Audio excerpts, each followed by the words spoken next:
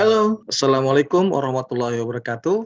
Selamat pagi, bertemu lagi bersama saya, Kang Yus, di channel kita ya, channel Ruang Ilmu Trainer kita. Tentunya sangat berbahagia sekali pada kesempatan pagi hari yang cerah ini, saya mendapatkan sebuah DM juga yang meminta untuk membahas atau memberikan sharing ya, bagaimana sih Kang tentang simulasi untuk membuat perencanaan sebuah bisnis ya. Nah, kalau kita berbicara perencanaan suatu bisnis itu berarti tentunya bisnis yang akan kita jalankan itu bukan dari konteks bisnisnya itu besar atau kecil, tetapi bagaimana kita mampu untuk memanage penganggaran dari awal yang akan kita lakukan, pos-pos apa saja yang harus kita siapkan. Yang terpenting itu adalah bagaimana kita mengetahui yang namanya perencanaan yang kita buat itu disusun dengan konteks manajemen yang benar.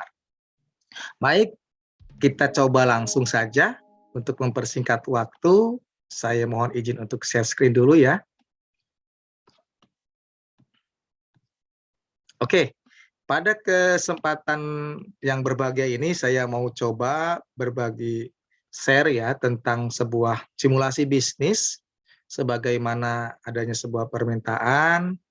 Nah, simulasi bisnis yang akan kita bahas pada kesempatan pagi hari ini yaitu simulasi bisnis untuk modal usaha membuat warung kopi ya. Warung kopi ini memang kalau kita lihat cukup representatif ya dengan modal yang tidak begitu besar tapi bisa bisa berjalan dan bisa menghasilkan profit yang bagus. Saya kira itu yang kita harapkan. Baik, kita akan coba dari simulasi yang akan saya jelaskan ini tentunya kita memerlukan sebuah biaya ya untuk memulai usaha warung kopi itu kita memerlukan sebuah biaya dengan biaya yang sudah kita plotting itu sebesar 40.082.000. Nah, tetapi sebelum saya memulai ke rincian dari biaya investasi yang akan kita keluarkan, ada sebuah catatan penting yang harus kita pahami tentang biaya investasi itu biasanya terdiri dari 3 part ya. Biaya investasi untuk peralatan dan mesin, kemudian biaya investasi untuk tempat, dan yang terakhir adalah biaya investasi untuk modal praoperasional. Nah, 3 biaya investasi ini yang memang ketika kita mau merencanakan sebuah usaha ini harus kita siapkan. Nah, selanjutnya ini bisa kita lihat bahwasanya modal investasi sebesar 40.082.000 itu kalau kita tidak memiliki sebuah tempat ya artinya di sini kita harus menyewa ataupun membangun ya. Kalau memang tempat tersebut sudah ada berarti kita tidak perlu membangun. Nah, dalam case tadi usaha warung kopi yang akan kita buat ini kita tidak memiliki tempat sehingga kita akan menyewa dan kita juga akan membangun warung kopi itu ya, membangun bangunan untuk warung kopi tersebut. Nah, ini kita sudah plotkan untuk membangun warung kopinya sebesar 15 juta. Kemudian di sini ada peralatan mesin kita sudah plotkan sebesar 3 juta, ada meja kursi 500.000, etalase 1,5 juta, dan di sini sudah kita plotkan ada yang namanya biaya praoperasi. Praoperasional ya. Biaya praoperasional ini adalah biaya yang memang harus kita plotkan ketika pembangunan usaha warung kita sudah selesai. Nah, ketika kita memulai beroperasional tentunya kita harus bisa memahami ya bahwa ketika kita akan memulai usaha tersebut belum tentu kita akan didatangi oleh konsumen ya. Istilahnya itu kita berpikir kalau di situasi terburuknya saja kita tidak kedatangan sebuah konsumen atau tidak memiliki sebuah pembeli, artinya di sini kita tetap harus mengeluarkan sebuah pengeluaran ya. Nah, yang namanya pengeluaran tersebut itu disebut dengan biaya operasi ketika kita melakukan kegiatan operasional usaha yang akan kita rintis. Nah, berbicara tentang masalah perencanaan tentunya tujuan dari perencanaan usaha kita adalah mendapatkan sebuah laba ya. Laba di sini artinya adalah selisih antara pemasukan dan pengeluaran. Pemasukan di sini artinya adalah sebuah sales. Ada sebuah sales atau penjualan yang kita jual dari produk yang kita jual ya. Nah, di sini kalau berbicara tentang pemasukan, kita akan membuat simulasi produk yang akan kita jual itu adalah produk kopi. Mungkin kalau kopinya itu kita bedakan ya dengan kopi yang biasa kita beli di pasaran, karena ini kopinya memang kopi spesial seperti misalkan kopi Aceh atau kopi Palembang. Nah, ini kita akan menjual produk kopi. Di dalam simulasi ini kita sudah membuat target, yang namanya sebuah usaha itu kita wajib memiliki sebuah target. Sehingga dengan target yang kita tentukan, kita berharap kita bisa membuat perkiraan ya biaya-biaya yang akan dikeluarkan itu bisa betul-betul bisa tercover. Di sini target yang kita tentukan untuk perharinya itu minimal kita harus bisa menjual 40 gelas kopi. Nah, sehingga kalau kita kalkulasikan target ini menjadi per bulan, berarti kita harus bisa menjual 1.200 gelas kopi. Nah, dari simulasi ini harga jual per kopi per gelasnya itu adalah Rp8.000. Sehingga di sini dengan Rp8.000 kita target dalam 1 bulan harus menjual 1.200, berarti omset yang akan kita terima per bulannya itu sebesar 9.600.000. Nah, kalau kita kalkulasikan kembali ke dalam omset per tahunnya, di sini kita akan mendapatkan omset per tahun sebesar 115.200.000. Nah, itu yang namanya di simulasi pemasukan ya. Artinya di sini kita sudah mencoba membuat simulasi pos pemasukan itu kita peroleh dari mana. Nah, itu berarti tadi kita sudah melihat adanya produk, target, harga jual, omset per bulan, dan omset per tahun. Itu sudah kita kunci ya. Itu yang menjadi target sasaran pendapatan atau pemasukan kita. Nah, sekarang kalau berbicara tentang pos pengeluaran, artinya di sini ada 3 bagian pos pengeluaran yang memang harus kita siapkan, yaitu pos pengeluaran untuk bahan baku, pos pengeluaran untuk produksi, dan yang terakhir ada pos pengeluaran untuk operasional. Nah, tapi dalam hal ini perlu kita ketahui juga ketika kita menganggarkan pos pengeluaran, di sini ada yang namanya biaya depresiasi atau biaya penyusutan atas aset-aset berwujud yang kita miliki.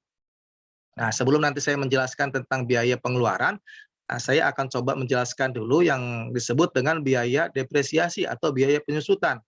Nah, biaya depresiasi ini kalau kita melihat dari biaya atau pos yang sudah kita keluarkan, di sini ada beberapa perolehan peralatan, ya, harga perolehan peralatan atas aset-aset berwujud yang memang nantinya akan mengalami penyusutan. Seperti halnya gedung.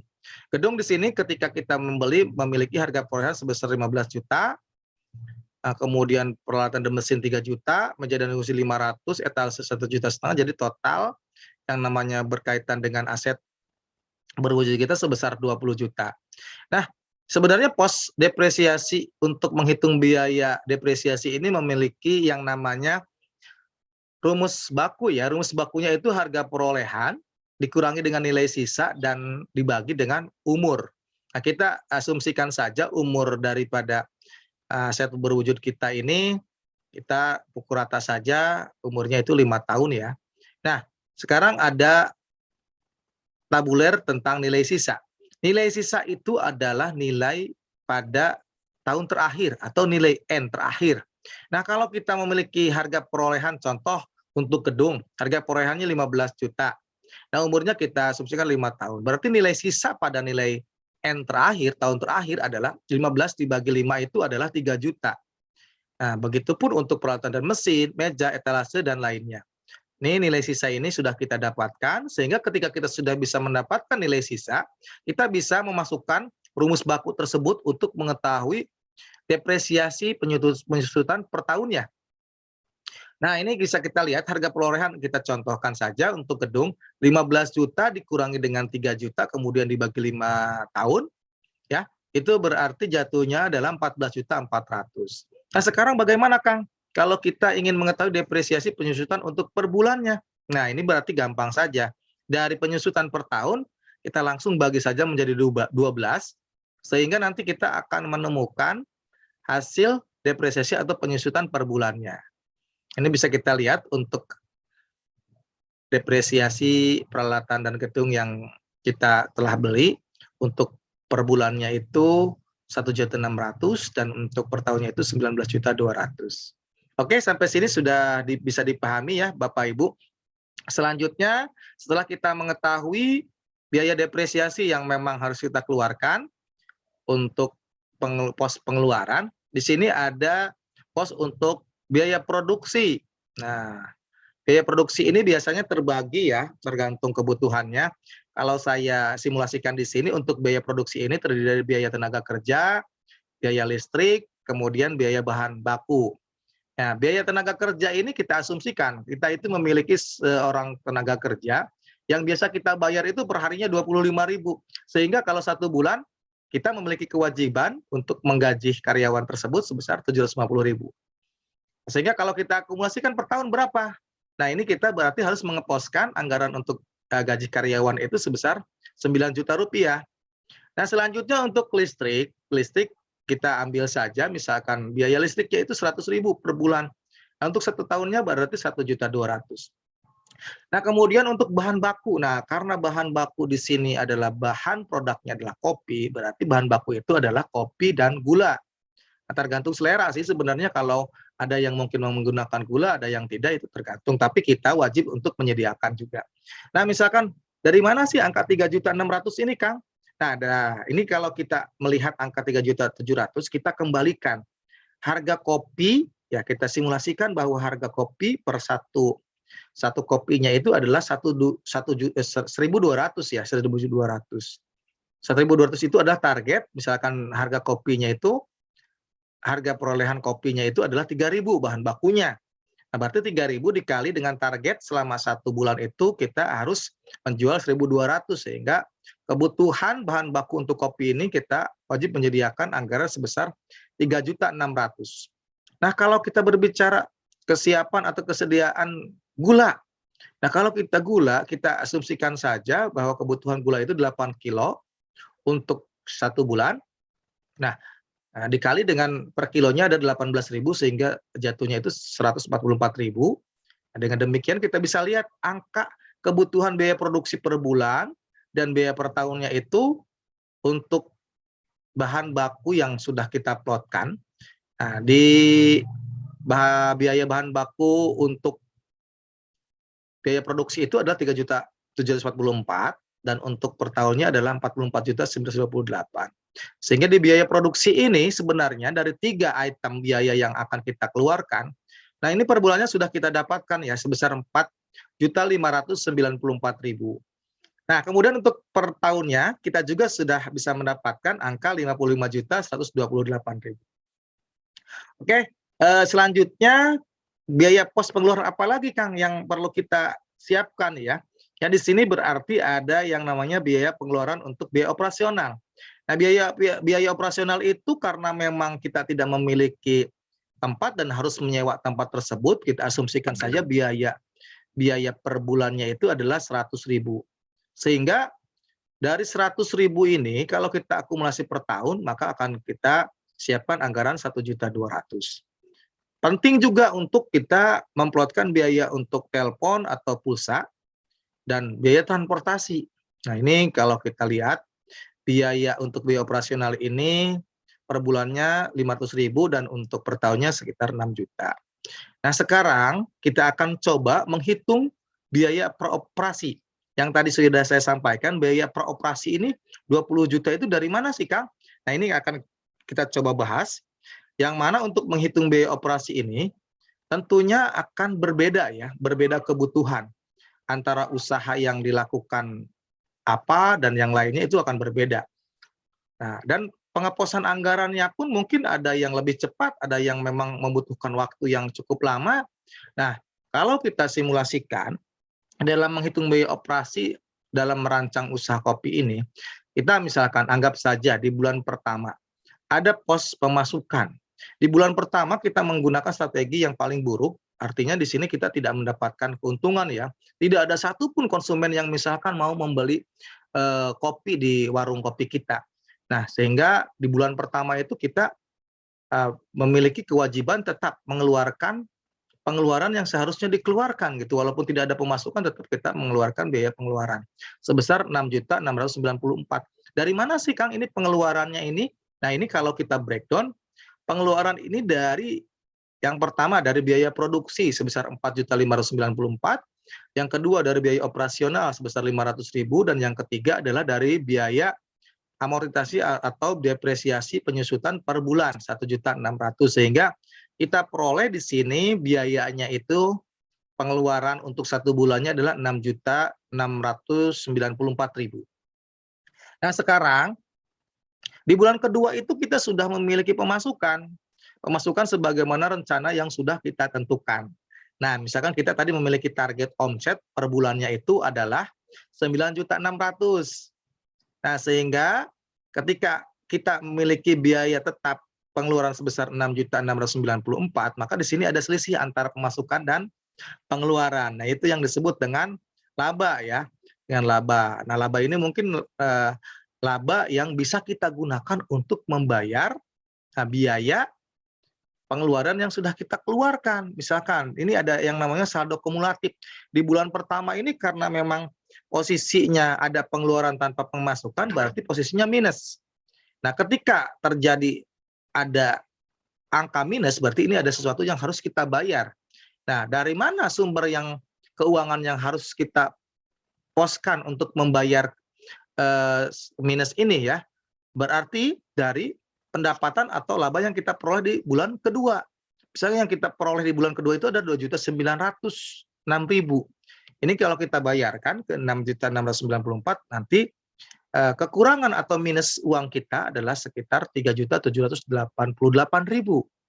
Nah, begitupun di bulan berikutnya, bulan ketiga, bulan keempat, dan bulan kelima sudah kita simulasikan, oh ternyata untuk bisa menutup anggaran yang kita miliki, nah ini di bulan pertama, kedua, sampai ketiga kita posisinya masih minus.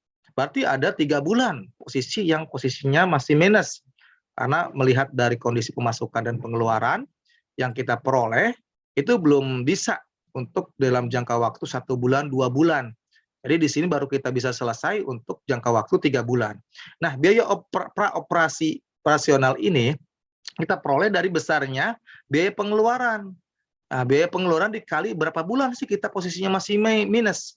Nah, minusnya itu 3 bulan, berarti 6.694.000 dikali dengan 3 bulan, sehingga akan kita memperoleh angka kesiapan untuk biaya operasional yang harus kita sediakan ada sekitar 20.082.000. Oke, seperti itu ya. Jadi plottingnya biaya yang termasuk 20.082.000 ini merupakan saving anggaran yang harus kita siapkan juga di awal perintisan usaha kita. Oke, selanjutnya, bagaimana sih Kang kalau kita memulai usaha tersebut bukan dengan modal diri kita sendiri atau modal kita sendiri? Kita memperoleh pinjaman dari teman atau misalkan dari bank.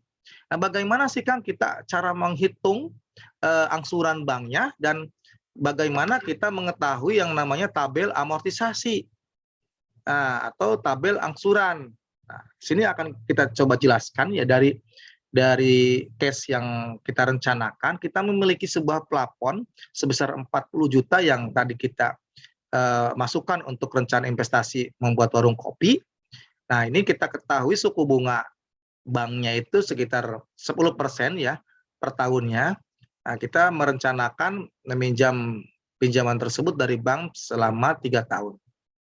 Nah, yang perlu kita cari langkah awal ya, untuk bisa menghitung angsuran pokok dan total amortisasi, tabel amortisasi, berarti kita harus melihat angka yang ada di interest tabel suku bunga. Nah, kalau interest tabel suku bunga yang kita pakai misalkan 10%, berarti nanti kita lihat jangka waktu 3 tahun ya, dengan tabel VA-nya itu interest tabelnya itu 10%, maka akan diperoleh angka 0,4021. Nah, ini kita harus melihat tabel ya. Nah, kemudian kita asumsikan saja ini ada 0 tahun sampai dengan tahun ketiga. Jika kita mendapatkan sebuah pinjaman sebesar 40 juta, maka hal yang pertama kali harus kita lakukan adalah menghitung total amortisasinya. Bagaimana Kang menghitung amortisasi itu sendiri? Nah, berarti kita sudah memiliki ya yang namanya plafon pinjaman. Untuk menghitung total amortisasi, total pinjaman kita dikali dengan 0,4021, sehingga kita akan menemukan angka total amortisasinya. sebesar 16.084.000. Nah, di sini kalau kita sudah memiliki total amortisasi, bagaimana langkah yang kedua, Kang? Yang keduanya itu berarti kita harus menghitung bunga. Menghitung bunga, kita sudah mengetahui ya bunga per tahunnya adalah 10%. Berarti total pinjaman kita dikalikan dengan 10%, maka di tahun pertama kita memiliki kewajiban membayar bunga kepada bank itu sebesar 4 juta. Nah, selanjutnya bagaimana untuk angsuran pokoknya? Angsuran pokoknya di sini berarti kita tinggal menghitung ya total amortisasi dikurangi dengan bunga, maka kita akan menemukan yang namanya angsuran pokoknya. Jadi angsuran pokoknya ada 12.084.000. Nah, selanjutnya untuk saldo pinjaman kita, nah ini akan berkurang ketika kita melakukan angsuran pokok. Nah, misalkan kita ambil dari saldo terdahulu, awal kita memiliki pinjaman 40 juta, ketika kita melakukan pembayaran angsuran pokok di tahun pertama, artinya saldo pinjaman kita itu akan berkurang. Nah, berkurangnya menjadi 27.916.000. Nah, begitupun ketika kita menghitung bunganya, bunga yang kita gunakan itu untuk pengali persentasinya bukan dari pinjaman awal 40 juta, tapi dari saldo sisa utang kita di tahun pertama dari 27.916.000. Sehingga kita akan memperoleh bunga itu sebesar 2.791.600 untuk kita bayar ke bank. Nah, prinsipnya sama. Untuk memperoleh angsuran pokok berarti kita lihat dari total amortisasi dikurangi dengan bunga, maka kita akan bisa menemukan angka angsuran pokoknya. Nah, begitupun sampai dengan tahun ketiga. Nah, ini kita sudah memperoleh ya, sudah memperoleh tabel angsuran pokok dan juga dari tabel amortisasi, kita juga sudah bisa mengetahui total amortisasinya. Sehingga ini sangat penting sekali ya, sangat penting sekali nantinya data ini bisa kita masukkan untuk kita mengetahui kelanjutan dari usaha kita, atau bisa kita gunakan untuk menghitung berapa lama sih uang yang kita investasikan ke dalam sebuah investasi agar uang tersebut bisa kembali kepada kita. Nah, ini nanti kita selanjutnya akan membahas tentang payback periode, kemudian NPV atau net present value, nilai uang pada sekarang, dan nanti kita akan mencoba menghitung dan membandingkan konsep IRR dengan MARR. Nah, di sini kita akan lanjutkan dengan simulasi PBP-nya ya, payback periode, untuk mengetahui berapa lama sih uang investasi yang 40 juta kita investasikan ke dalam usaha kopi itu bisa kembali kepada kita. Oke, kita lihat ya.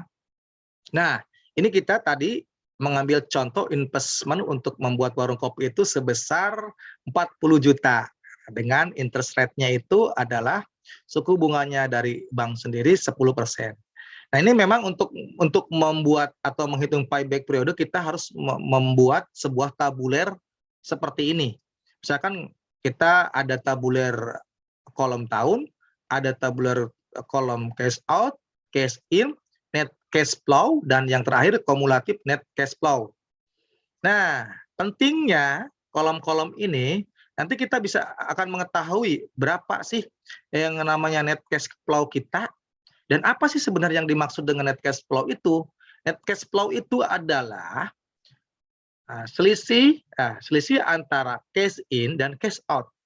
Nah, yang mana cash in tersendiri itu memiliki dua ini ya, terdiri dari dua, yaitu net profit dan depresiasi atau penyusutan.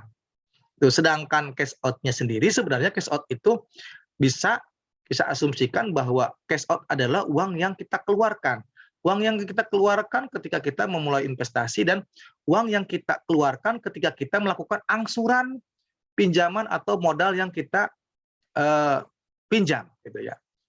Seperti itu penjelasannya. Jadi di sini cash out itu kita ambil per tahun ya, dari angsuran pokok per tahun kita, gitu. Nah, sekarang kita akan coba membuat simulasi dari payback periode usaha warung kopi kita ya.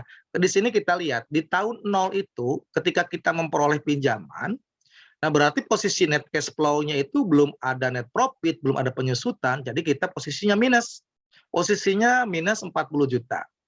Nah, selanjutnya di sini kita akan memasukkan angka cash out kita untuk angsuran yang sudah kita tadi hitung. Nah, ini angsuran kita itu selama 3 tahun ini dari angsuran pokoknya 12 juta, 13 juta, sampai 14 juta. Nah, ini masuk ke dalam cash out. Nah, sekarang kita akan mencoba mengisi untuk net profit. Net profit itu dari mana sih, Kang? Nah, ini net profit ini sangat sangat gampang ya. Net profit itu kan sebenarnya diperoleh dari target pemasukan kita, ya rencana pemasukan kita, omset kita, dikurangi dengan biaya pengeluaran kita. Nah, itu jatuhnya berapa? Misalkan kalau dari case yang kita sudah buat, pendapatan kitanya itu adalah rata-ratanya ya sekitar 2.906.000. Jadi 2.906.000 kalau dikali dengan 12, jatuhnya itu adalah 34.872. Nah, ini net profit kita ya, setelah dikurangi. Nah, kemudian di sini juga ada yang namanya depresiasi atau penyusutan. Nah, ini dari mana sih kolom depresiasi dan penyusutan ini kita peroleh? Tadi, dari tabel angsuran kita sudah mendapatkan yang namanya tabel amortisasi penyusutannya dari pinjaman yang kita buat itu. Ternyata angkanya adalah 16.084.000.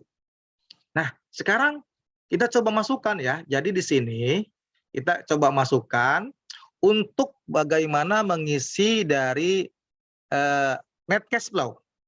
Net cash flow itu kan cash in ditambah cash out ya.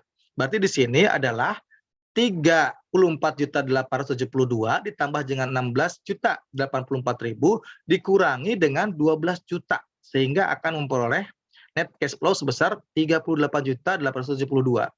Nah, cara perhitungan seperti itu ya dari tahun pertama sampai dengan tahun terakhir. Nah, sekarang kumulatif net cash flow-nya dari mana? Begini, jadi kita melihat posisi di tahun ke-0, posisi tahun ke-0 itu posisinya adalah minus. Ketika kita memiliki cash flow di tahun pertama 38 juta, jadi di kumulatif net cash flow-nya itu kita masih memiliki saldo yang minus juga gitu ya, sebesar 1.128.000. Nah, posisinya ketika di tahun kedua kita mendapatkan NCP sebesar 37 juta, nah di sini kumulatifnya sudah mulai plus ya, 36 sudah plus, kemudian di tahun ketiga pun sudah plus, nah menjadi 72.869.000.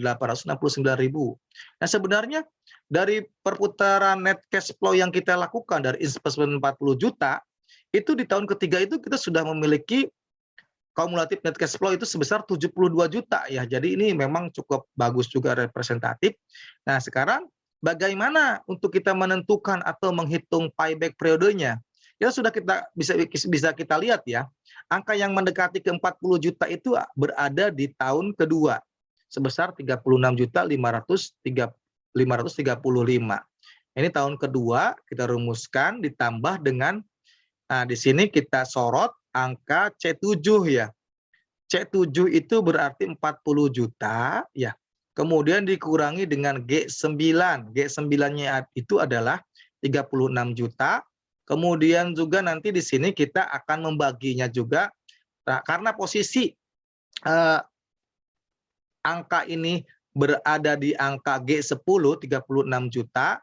Kemudian juga dikurangi dengan angka yang G9. Nah, ini maka akan ketemu PBP per tahunnya itu adalah sekitar 2,095. Nah, ini sebenarnya angka 2,095 ini bisa kita terjemahkan ya. 0,95 itu sebenarnya berapa bulan sih? Nah, berarti kalau kita hitung dengan menggunakan rumus Excel-nya, 2 ditambah 12 dikali 0,0953, ini jatuhnya adalah 3,1436. Berarti ini bisa tergolong sekitar kita angkat saja 3,14 ini ke angka 4 bulan. Jadi PBP yang akan kita terima dari modal usaha 40 juta yang kita berikan kepada investasi membuat warung kopi, itu akan kembali modal tersebut dengan perhitungan payback periode itu sebesar 2 tahun 4 bulan. Oke. Nah, sekarang kalau kita mencoba untuk menghitung NPP-nya, nah ini nanti mungkin secara spesifik akan coba saya jelaskan ya, NPP dan IRR. NPP itu kalau ada pembandingan dengan PBP atau payback periode, PBP itu tidak menghitung nilai time of money ya, nilai uang pada masa sekarang. Nah, kalau NPP ini menghitung nilai uang pada masa sekarang untuk sebuah investasi gitu ya. Jadi kalau kita lihat NPP dari usaha dari investment 40 juta itu sebesar 48.876 dengan angka IRR-nya itu 78,462%.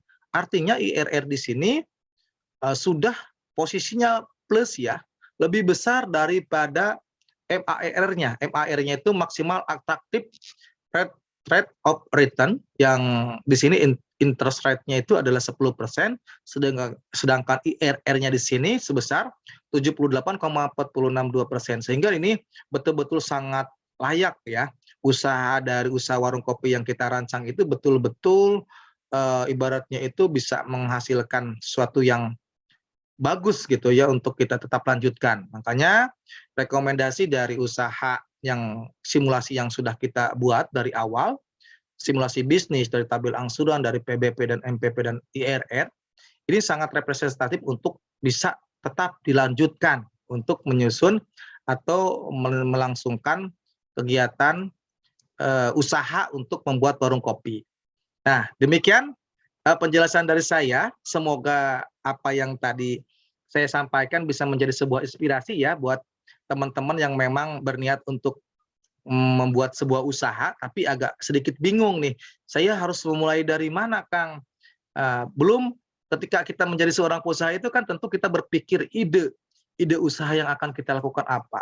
Setelah kita berpikir ide, bagaimana sih kita bisa membuat sebuah simulasi dari ide yang sudah kita pikirkan agar terplotting semua anggarannya dulu gitu. Nah, ini tadi saya sudah menyampaikan simulasi bisnis dengan contoh membuat warung kopi. Mungkin dari contoh warung kopi ini bisa kita sadur ya, bisa jadi sebuah inspirasi untuk usaha-usaha yang lain juga. Konsepnya seperti ini, ketika kita misalkan mau membuat sebuah investasi, artinya kita harus mempertimbangkan. Utamanya itu dari aspek keuangan. Aspek keuangan itu yang paling terpenting itu adalah kita bisa mengetahui cash flow kita, ya. Kita juga bisa mengetahui berapa lama modal yang kita tanam itu akan kembali dengan konsep payback periode, dan kita juga mengetahui nilai NPP-nya dari usaha yang atau modal yang kita keluarkan sampai dengan kita membandingkan juga nilai IRR dan MARR pada return-nya. Gitu. Baiklah, terima kasih. Semoga apa yang saya sampaikan bisa menjadi sebuah inspirasi. Tetap semangat dan tetap mengikuti di channel saya dengan Kang Ius di Ruang Ilmu Trainer kita. Wassalamualaikum warahmatullahi wabarakatuh.